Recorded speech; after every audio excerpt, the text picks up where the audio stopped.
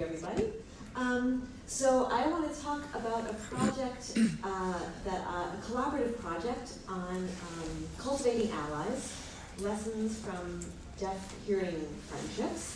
And I am doing this work in collaboration with a colleague from Gallaudet University, which is a university for deaf and hard of hearing students in Washington, D.C. My colleague Linda Lytle there is a primary collaborator, as are three student researchers, actually one who's in this room and is no longer a student because she just graduated from Macalester, Bailey Haas. Yay, Bailey graduated from Macalester.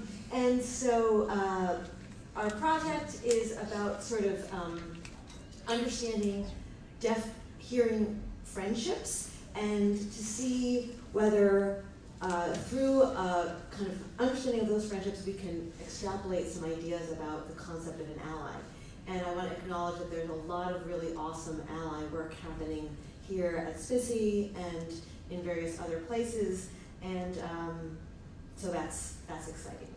And so this whole panel is related to understanding and kind of confronting ableism. I want to talk about the context of autism as a context for understanding specifically deaf-hearing relationships. So this is a sort of a form of ableism that is defined as discrimination of deaf individuals based on the misguided notion that being able to hear is superior to not being able to, and that hearing and its associated capacity of speaking convey a kind of level of humanness that's denied to people who do not hear.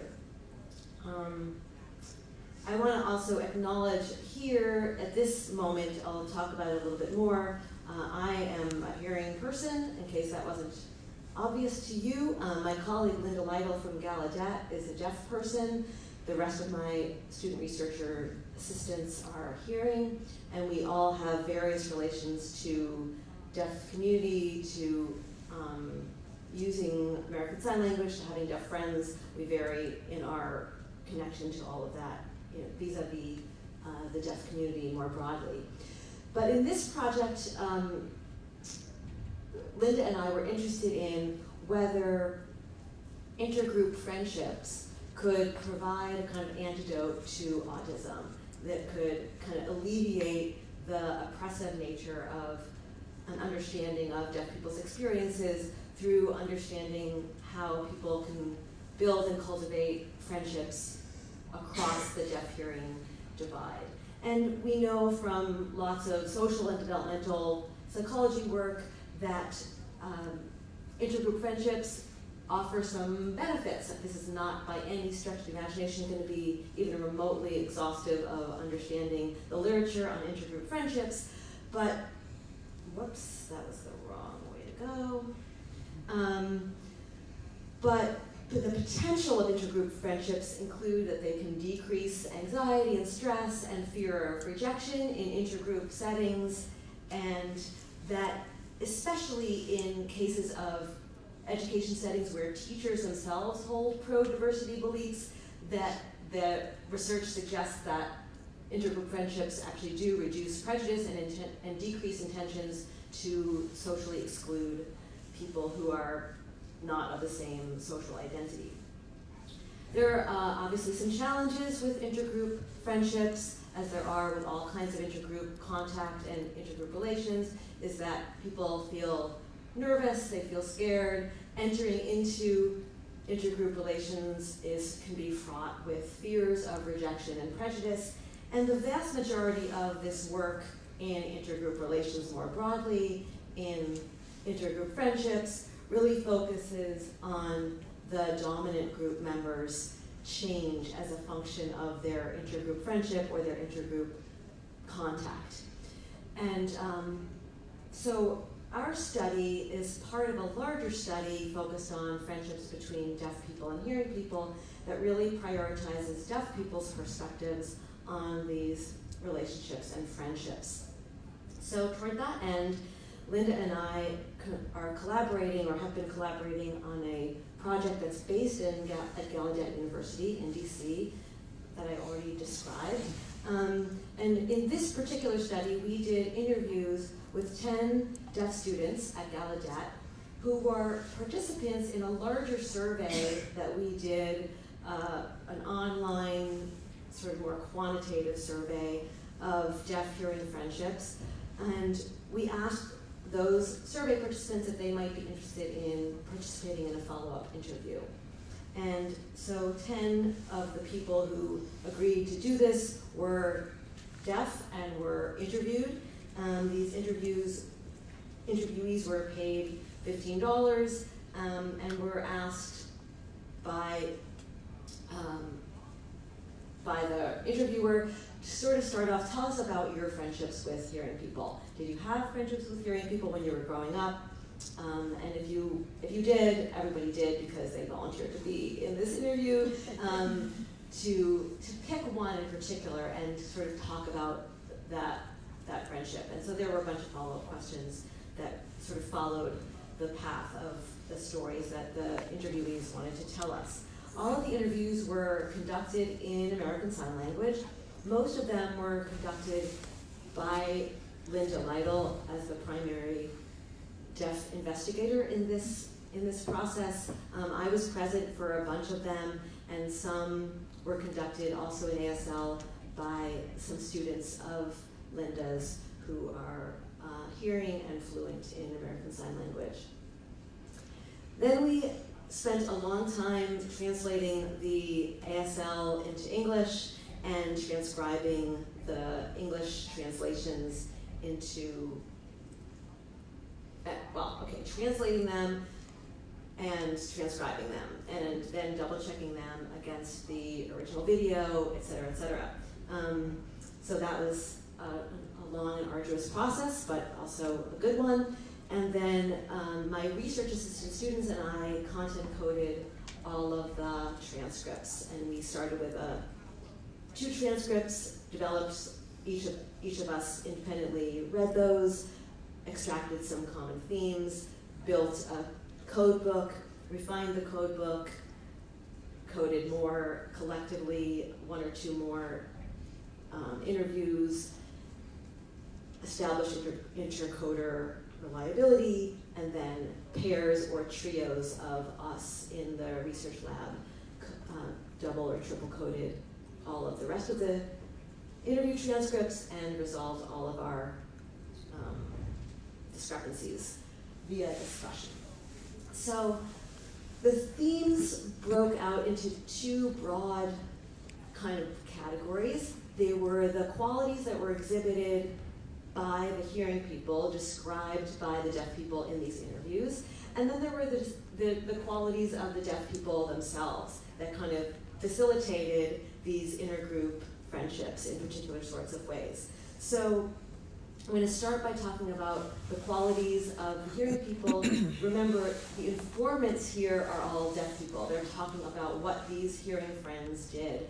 And this is all retrospective. This is when they were growing up in school. I should say a couple things about the deaf participants.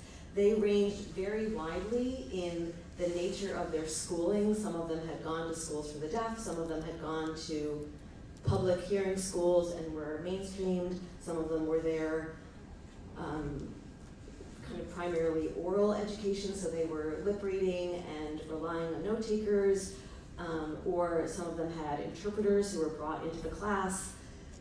So they varied a lot in their educational experiences as deaf students among those 10. 9 of those 10 interviewees identified as women. 3 were people of color. 1 also had another physical disability, was a wheelchair user. Some of them were not from the United States. They were a very, very diverse group of 10 individuals. So what they did have in common is that they were all deaf, they were all studying at Gallaudet University, and their language of study at the university is American Sign Language. But their relationship to all of that was completely variable among themselves. So the themes, we sort of extracted 5 themes that characterized the hearing friends from the perspective of deaf people.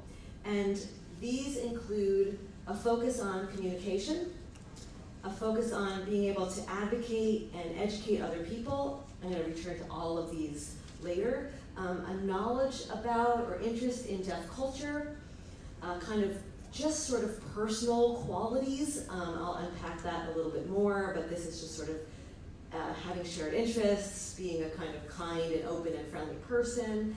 And then inevitably, when you talk about what the qualities of these friendships were like, there were challenges. And so the graph that's displayed here on the screen is the average number of times across the 10 interviews that these themes emerged. So the most common theme that emerged was personal qualities, on an average of about 6 times across, averaged across the 10 interviews, followed by the emphasis on communication, the challenges in intergroup friendships, the capacity of their hearing friends to be allies and educate other people, and then a knowledge about deaf culture. So I have some English versions of what the participants said about the role of communication. I'll offer some sample quotations and put up a couple of quotations.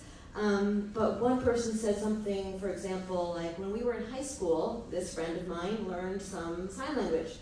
She could, well, she knew like some words. She couldn't really say whole sentences, but she could get by with a few words and communicate with me. She knew how to spell and she knew her numbers, so she knew like the key things about eating or saying I'm hungry. Then many people described friends who took the time to try to learn American Sign Language. This is another example of that. But not everybody talked about sign language as their communication quality. Some people talked about their friends being easy to understand, that they were expressive, that they used facial expressions. So even though this friend didn't sign, he had a deaf-friendly communication style. So lots of themes about communication.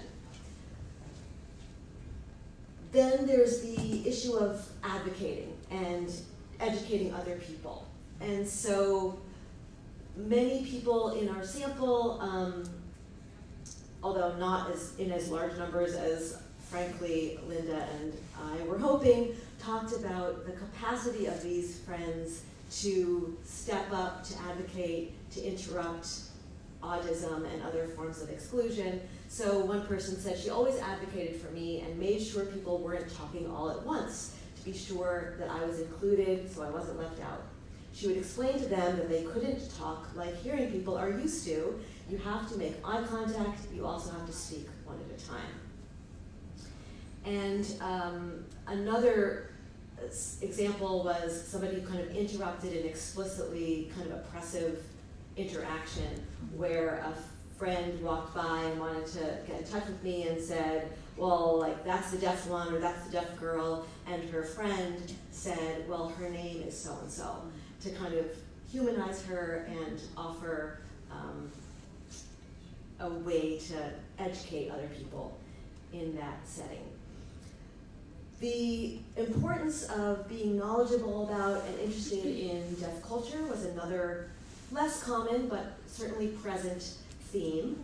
And so this one participant described a friend who knew our values, who understands that there's a deaf community, that there's a separate kind of culture based in language and poetry and engagement.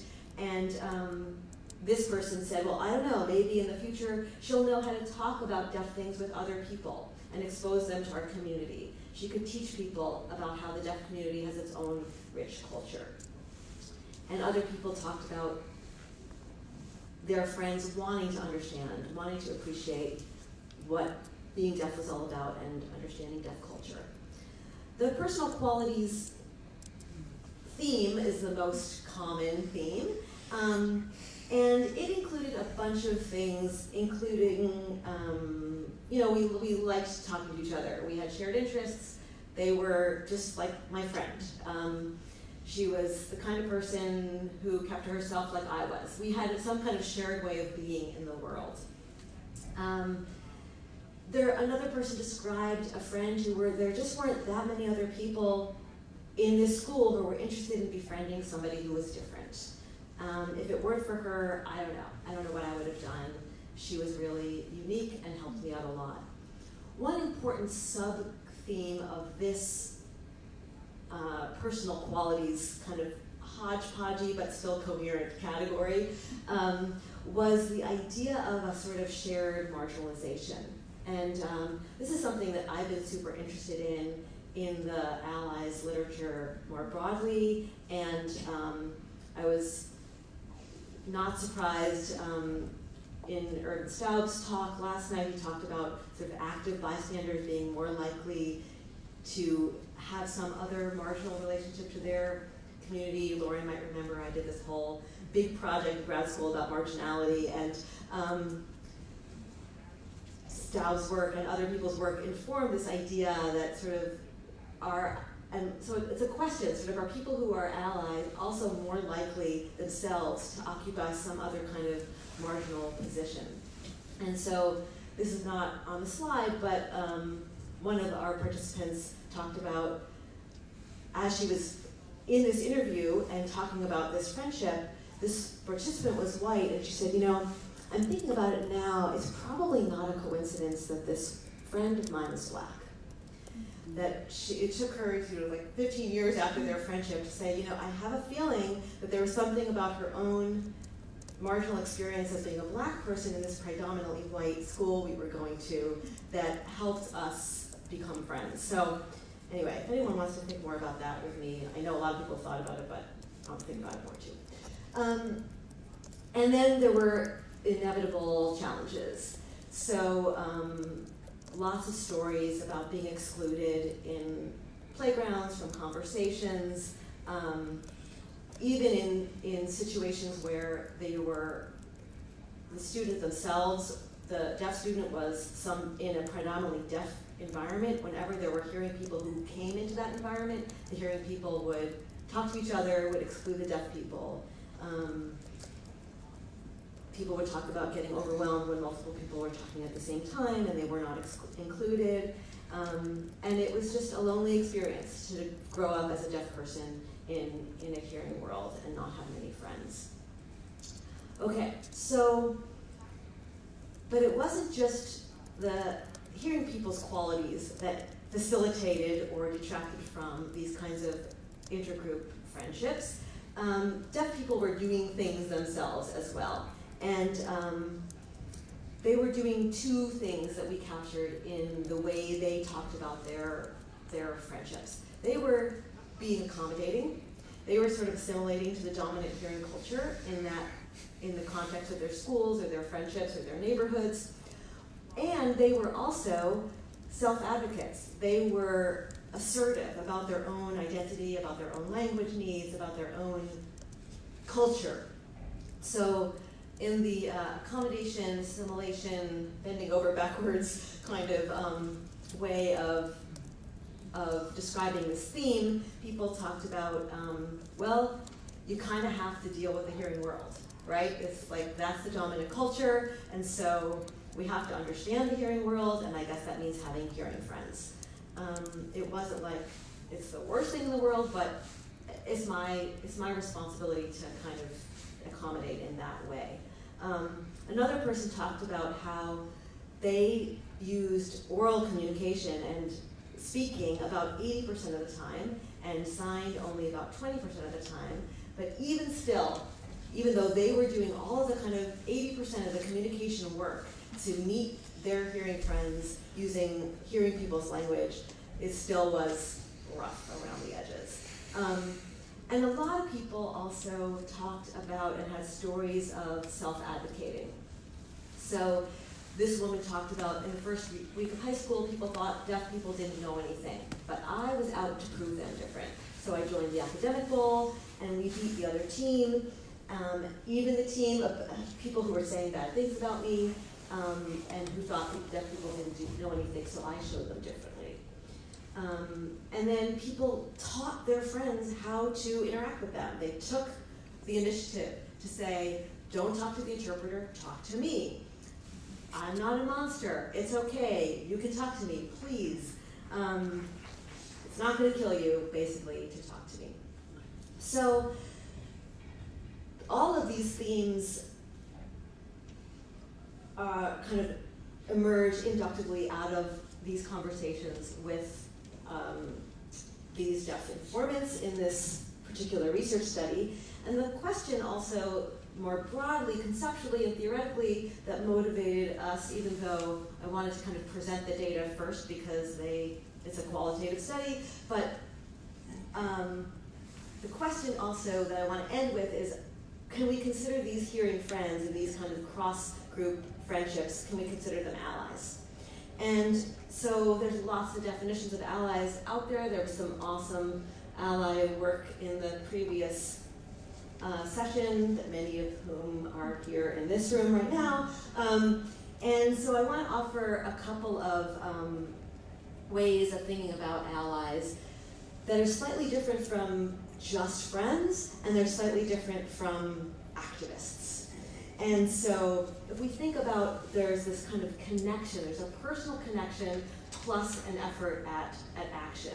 So Lisa Trudendik's work kind of defies this idea of the combination of friendly cross-group contact in which an advantage group member demonstrates personal engagement in opposing inequality and or supporting social change. So it's not just the friendly intergroup contact, and it's not just the opposition to oppression, it's both of those things that she and her colleagues talk about as an ally. And then in my own work with Kendrick Brown, we talk about the qualities of an ally demonstrating both kind of personal affirmation, connection, relationship building, as well as kind of informed action about opposing oppression. And in that work, the idea of the qualities of an ally emerged again from informants, in this case, who were people of color thinking about white people.